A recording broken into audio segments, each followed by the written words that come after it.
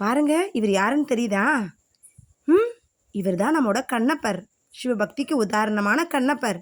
எல்லாரும் சொல்லுவாங்கல்ல, சிவனுக்கு மாமிசம் சாப்பிட்டா பிடிக்காது, அடுத்து ருத்ராட்சா போட்டிருக்கணும், அடுத்து பஞ்சாத்திரா சொல்லணும், இந்த மாதிரி இருக்கணும், அந்த மாதிரி இருக்கணும், ஏகப்பட்ட சடங்குகள்லாம் சொல்லுவாங்க. ஆனால் ஒரு உண்மையான பக்தனுக்கு என்ன தேவைன்னு, அதாவது அன்பு மட்டும் இருந்தால் போதும்னு நிரூபித்தவர் தான் இந்த கண்ணப்பன். சரிங்களா? இவரோட பக்திக்காக சிவபெருமான் முன்னாடி நின்று தடுத்து இவரை பாதுகாத்தார். சரியா? 2 நிமிஷம் அவர் நாமத்தை சொல்லிட்டு இவரோட கதையை கேட்கலாம். நம சிவாய நம சிவாய ஹர ஹர சிவ சிவ நம சிவாய நம சிவாய நம சிவாய ஹர ஹர சிவ சிவ நம சிவாய நம சிவாய நம சிவாய ஹர ஹர சிவ சிவ நம சிவாய.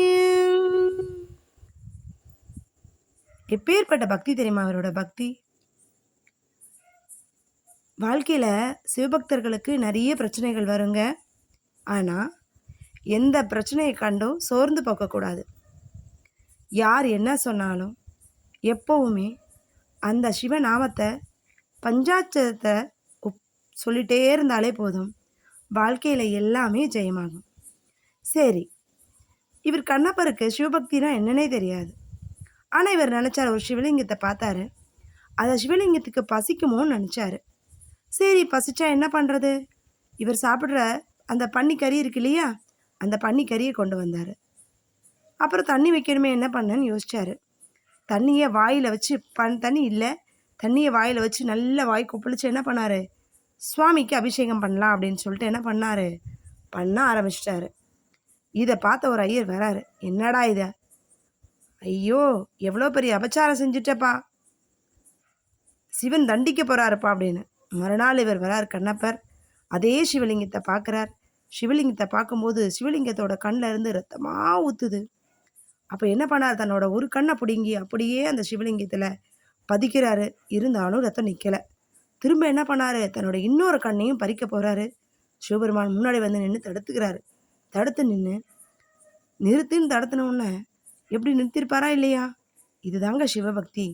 எத்தனை முறை சோதனைகள், எத்தனை முறை நம்மளை பரீட்சிக்க பார்க்க 1000 விஷயங்கள் நடந்தாலும் எப்போவுமே நமசிவாயா நமசிவாயா நமசிவாயான்னு அந்த பஞ்சாத்திரத்தை சொல்லிகிட்டே இருந்தாலே போதும், இருக்கக்கூடிய அத்தனை மாயைகளும் உடைபடும். எத்தனை இருக்கக்கூடிய சூழ்ச்சி தந்திரம் எதுவாக இருந்தாலும் அத்தனையும் உங்களை அட்டாக்கே பண்ணாது. உலகமே சொல்லட்டுமே, குறை சொல்லட்டுமே, பழிச்சு சொல்லட்டுமே, எது வாயினும் அந்த எம்பெருமான் ஈஸ்வரன் நீங்கள் நினைக்கும் போது என்ன ஆகும், எல்லாமே உங்களுக்கு வெற்றியாகும். என்ன சரிங்களா? ஸோ சிவலிங்கம் வீட்டில் இருந்தால் நிறைய பேர் சொல்லுவாங்க, சிவலிங்கம் வீட்டில் இருந்தால் பிரச்சனை வரும்னு. கிடையாதுங்க. லிங்க ரூபன் பல விதமான கதைகளையும் எடுத்துரைக்கக்கூடியவர். நான் ஒரு முறை பர்வதமலை போகும்போது பார்த்தேன். சிலர்லாம் பாருங்கள் கோயில்களில் லிங்கத்தை பதிப்பாங்க. அப்போ என் அப்பா சொன்னார், இந்த லிங்கம் ஏன் வந்துச்சுன்னு. பரம்பரை கதையவே சொன்னிச்சு. அந்த லிங்கம் நம்மளோட பாவங்கள், நம்மளோட கர்மங்கள் அனைத்தையும் வாங்கி எம்பெருமான் ஈசன் இன்னைக்கு வரைக்கும் அருளாசி கொடுத்துட்ருக்கார். நம்முடைய சிவபக்தி மேலும் மேலும் பெருகணும். சரிங்களா? நான் இப்பவும் கேட்பேன் அப்பா கிட்ட. என்ன கேட்பேன் தெரியுமா? அப்பா, வானத்தில் நட்சத்திரங்கள் பார்க்கணும், வானத்தில் நான் நிலா பார்க்கணும், எனக்கு சந்தோஷமாக இருக்கக்கூடிய மரம் செடிகள் பார்க்கணும், குயில் இசையை கேட்கணும். எல்லாத்தையும் எங்கள் அப்பா உடனே கொடுப்பாரு. இதுக்கெல்லாம் காரணம் யார்? என்னுடைய அப்பா ஈசன் மாத்திரம்தான். அந்த உண்மையான பக்தி இருக்கும்போது பாருங்களேன், எனக்கு ஒரு பழி கூட போட்டாங்க. சரியா?